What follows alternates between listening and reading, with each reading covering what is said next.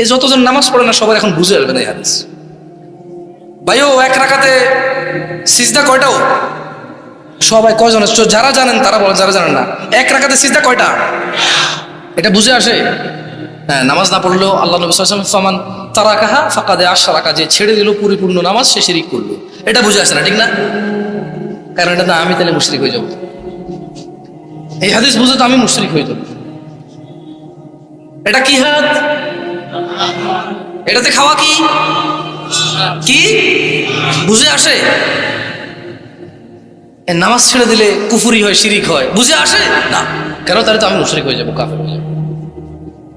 আমরা সুবিধাবাদী মুসলিম। আমি তো বলি এদেশের মুসলমানদের মহিলাদের ইসলামের একটা অংশ খুব ভালো লাগে, কোনটা জানেন?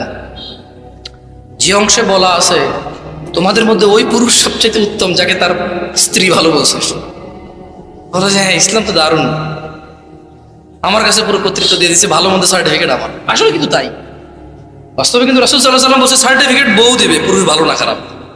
বুঝে আসছে না? আসলে যুবক ছেলে অবিবাহিত বলছে যে ইসলাম একটা দারুণ ধর্ম, কি বলো যে বলছে জলদি করে বিয়ে করায় দাও। বিবাহিত লোক বলতেছে ইসলামের এই অংশটা খুব ভালো লাগে, কোনটা? একের বেশি বিয়ে করো।